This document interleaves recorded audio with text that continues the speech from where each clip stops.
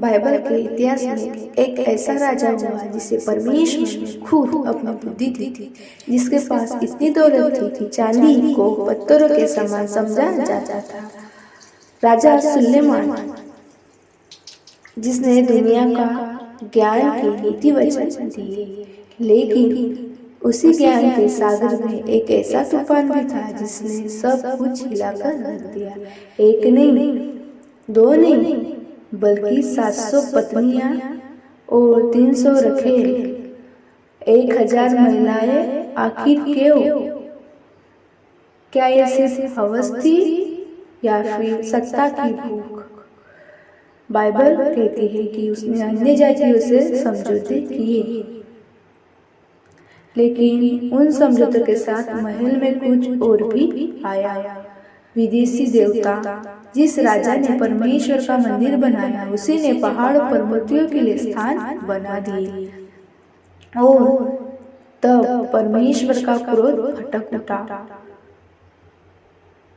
उसकी पत्नियों ने उसका दिल परमेश्वर से दूर कर दिया। एक गलती जिसने पूरे इज़राइल को 2 टुकड़ों में बांट दिया।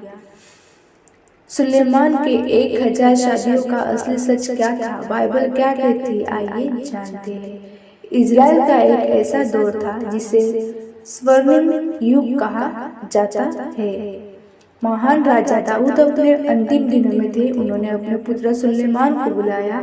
दाऊद ने कहा, साया बन और पुरुषार्थ कर अपने परमेश्वर यहोवा के आदेशों को मानना। और इस तरह सुलेमान अपने पिता दाऊद के सिंहासन पर बैठा और उसका राज्य हो गया। लेकिन सुलेमान जानता था कि यह महान राज्य चलाना एक युवा के लिए आसान नहीं है। राजा सुलेमान गिबोन गया और वहां रात को परमेश्वर उसे स्वप्न में दर्शन दिया। मांग, मैं तुझे क्या दूं? सुलेमान ने ना धन मांगा, ना शत्रुओं का नाश। उसने कहा, मैं तो एक छोटा लड़का हूँ, तू अपने दास को प्रजा का न्याय करने के लिए समझने वाला हृदय दे। यह बात प्रभु को अच्छी लगी। परमेश्वर ने कहा, तूने बुद्धि मांगी है, मैं तुझे बुद्धि तो दूंगा ही, पर साथ में वो भी दूंगा जो तूने नहीं मांगा, धन और महिमा। सुलेमान जाग उठा और देखा कि यह स्वप्न था, लेकिन अब वह बदल चुका था। उसकी बुद्धि की चर्चा पूरे विश्व में फैलने लगी। जब उसने एक बच्चे के लिए लड़ रही थी, माता का न्याय किया, तो सारा इज़राइल समझ गया कि न्याय करने के लिए उसे परमेश्वर ने की बुद्धि है। सुलेमान के राज में इज़राइल के लोग समुद्र के रेत के समान बहुत थे। वे खाते पीते और आनंद करते थे। उसका राज्य फरात नदी से लेकर मिस्र की सीमा तक फैल गया। दुनिया भर के राजा उसकी बुद्धि सुनने और उसे भेंट देने आते थे। सब कुछ ठीक था, सुलेमान परमेश्वर के करीब था, लेकिन शक्ति के साथ सुरक्षा की चिंता भी आई। सलाहकारों ने कहा, पड़ोसी देशों में मित्रता करना जरूरी है। उस समय का सबसे शक्तिशाली देश था मिस्र। राजनीतिक संधि को पक्का करने का उस समय एक ही तरीका था, विवाह। परमेश्वर ने मना किया था कि अन्य जातियों के साथ वैवाहिक संबंध ना जोड़ना, क्योंकि वे तुम्हारे मन को अपने देवता की ओर फेर लेंगे। लेकिन सुलेमान ने सोचा, मैं इसे संभाल लूंगा, और उसने फिरौन की बेटी से विवाह कर लिया। यह पहली विदेशी पत्नी थी।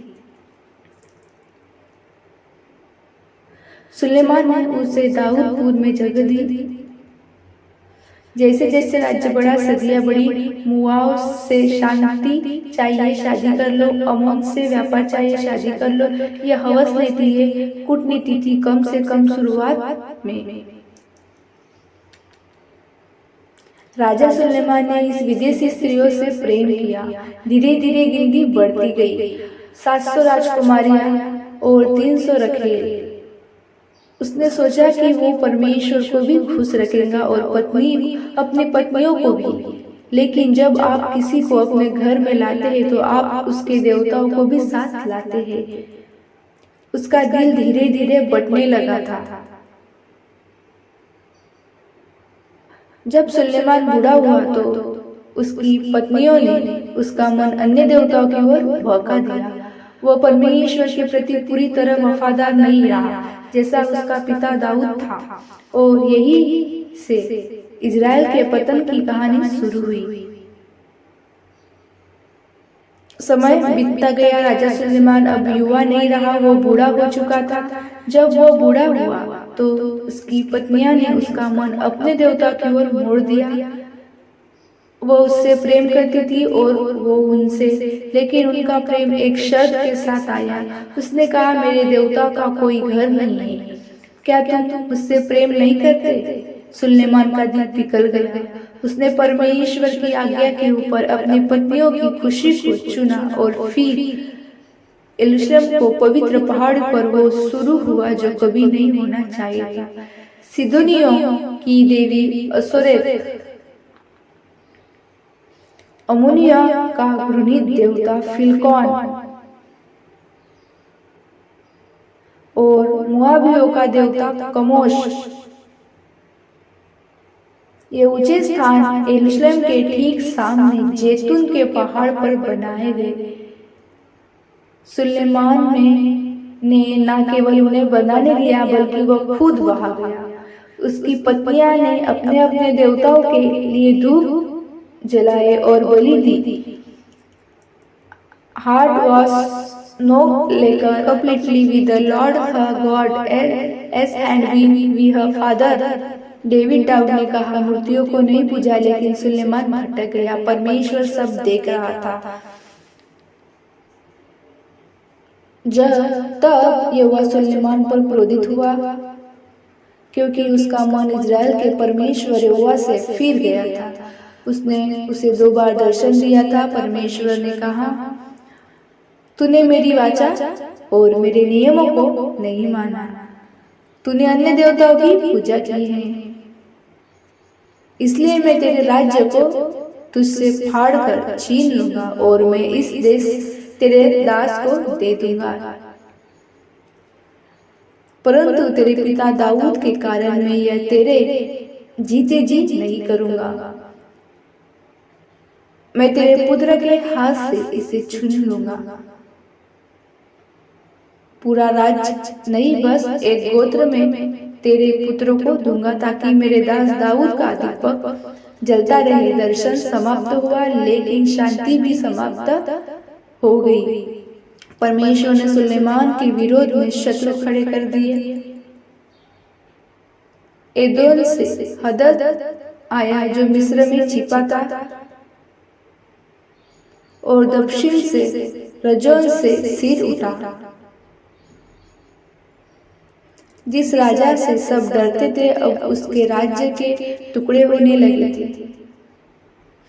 प्रजा में भी असंतोष फैलने लगा। भारी कर्व और बेगार ने लोगों को धोखा दिया था। भविष्यवक्ता यशायाह ने अपनी नई चादर के 12 टुकड़े किए और आरोप से कहा गया, 10 टुकड़े ले लो, क्योंकि परमेश्वर इज़राइल के 10 गोत्र तुझे देने वाला है। सुलेमान ने अरोबाम को मारने की कोशिश की, पर वह मिस्र भाग गया।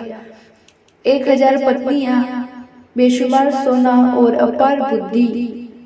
अंत में लिखा, व्यर्थ है, सब कुछ व्यर्थ है। उसने कहा, मैंने अपनी आंखों को किसी भी वस्तु से नहीं रोका, मैंने अपने लिए बहुत कुछ बटोरा, लेकिन जब उसने सब कुछ गौर से देखा तो पाया कि यह सब हवा को पकड़ने जैसा है, व्यर्थ है, सब व्यर्थ है। 1000 शादियां उसे शांति नहीं दे सकी। अपने अंतिम दिनों में सुलेमान ने महसूस किया कि बिना परमेश्वर के जीवन का कोई अर्थ नहीं है। उधर परमेश्वर आकार ले रहा था। सुलेमान का सेवक यारोबाम लोगों का चाहेता बन रहा था। सुलेमान ने देखा कि यह पुस्तक मेहनती है और शायद वही है जिसके बारे में भविष्यवाणी हुई थी। राजा ने यारोबाम को मरवाने का हुक्म दिया, लेकिन यारोबाम बच निकला और मिस्र के राजा शीशक के पास भाग गया। अब सुलेमान का दुश्मन मिस्र में बैठकर उसके मरने का इंतजार कर रहा था। सुलेमान ने यरूशलेम में पूरी इज़राइल पर 40 वर्ष तक राज्य किया। और फिर वो दिन आया जब दुनिया का सबसे बुद्धिमान और अमीर राजा मिट्टी में मिलने वाला था। उसका बेटा रहूबियाम उसके पास था, लेकिन क्या सुलेमान उसे अपनी बुद्धि दे पाया? सुलेमान अपने पितरों के संग सो गया। उसे उसके पिता दाऊद के शहर में मिट्टी दी गई।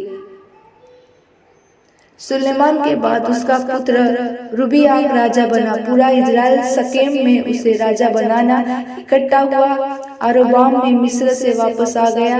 प्रजा ने राजा से एक विनती की, तुम्हारे पिता ने हम पर भारी जुआ रखा था, अब तुम हमारी सेवा को थोड़ा हल्का कर दो तो हम तुम्हारे अधीन रहेंगे। रोबियाम ने कहा, 3 दिन बाद आना। उसे अपनी ताकत का नशा। उसने पहले दिन बूढ़े सलाहकारों से पूछा जो सुलेमान के साथ थे। उन्होंने कहा, अगर आज तुम इस प्रजा के सेवक बन जाओ और मीठे वचन बोलो तो वे सदा तुम्हारे सेवक बने रहेंगे।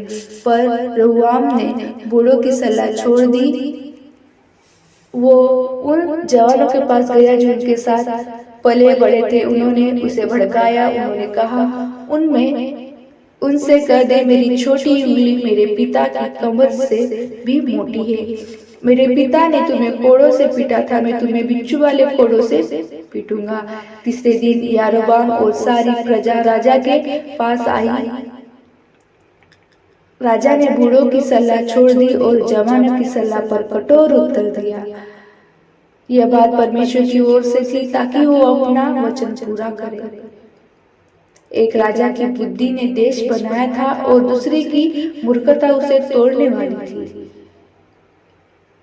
रोबियाम के एक मूर्खतापूर्ण फैसले ने वो कर दिया जो कोई दुश्मन नहीं कर पाया था। जब पूरे इजराइल ने देखा कि राजा उनकी नहीं सुनता तो उन्होंने एक स्वर में उत्तर दिया, दाऊद के साथ हमारा क्या अंश, जिसके पुत्र में हमारा कोई भाग नहीं। हे इजराइल, अपने अपने तंबुओं को लौट जा। हे दाऊद, अब अपने ही घराना संभाल। और ऐसा ही हुआ। इजराइल के 10 गोत्रों में दाऊद के घराने से बागवत कर दिए। रबूबेयाम ने अपने बेकार के अधिकारी अदोराम को भेजा, पर लोगों को गुस्सा भटक चुका था। सारी इजराइल ने उसे पत्थरों से मार डाला। अपनी जान बचाने के लिए राजा रबूबेयाम अपने रथ पर चढ़कर यरूशलेम भाग गया। दाऊद और सुलेमान का अखंड राज्य अब हमेशा के लिए टूट चुका था। इजराइल के 10 गोत्रों ने अरोबाम को अपना राजा बना लिया। केवल यहूदा और बिन्यामीन के गोत्र दाऊद के घराने के साथ रह गए। रुबियान ने युद्ध की तैयारी की, लेकिन परमेश्वर ने शमाया भविष्यवक्ता के द्वारा कहलवाया, अपने भाइयों से युद्ध मत करो, लौट जाओ, क्योंकि यह सब मेरे ही की ओर से हुआ है। सेना लौट गई। इजराइल अब 2 टुकड़ों में बढ़ चुका था। उत्तर में इजराइल और दक्षिण में यहूदा एक ही खून अब 2 अलग देश बन गए। यह सब क्यों हुआ? क्या यह सिर्फ एक राजनीतिक भूल थी? नहीं, यह शुरुआत थी सुलेमान की उन 1000 पत्नियों से जिन्होंने दुनिया के सबसे बुद्धिमान इंसान का दिल उसके बनाने वाले परमेश्वर से दोनों को खुश रख सकता है। की बात करती है कि कोई भी 2 बालकों की सेवा नहीं कर सकता। उसकी थोड़ी सी मूर्ति पूजा ने आने वाली पीढ़ियों के लिए तबाही का रास्ता खोल दिया। अपने जीवन के अंत में सुलेमान ने सबोदेशक की पुस्तक लिखी। उसने अपनी सारी दौलत, ज्ञान और 1000 शादियों का निचोड़ निकाला। सब कुछ व्यर्थ है। जो कुछ सूरज के नीचे होता है वो हवा को पकड़ने जैसा है। अब कुछ सुन लेने के बाद अंत की बात यह है, परमेश्वर का भय मान और उसकी आज्ञाओं का पालन कर, क्योंकि मनुष्य का संपूर्ण कर्तव्य यही है। क्योंकि परमेश्वर सब कामों का, चाहे भले हो या बुरे हो, न्याय करेगा। सुलेमान की कहानी हमें सिखाती है कि बुद्धि का मतलब सिर्फ ज्ञान होना नहीं है, बल्कि अंत तक परमेश्वर के प्रति वफादार रहना है। अगर आपको बाइबल की अद्भुत कहानी पसंद आई तो इस वीडियो को लाइक और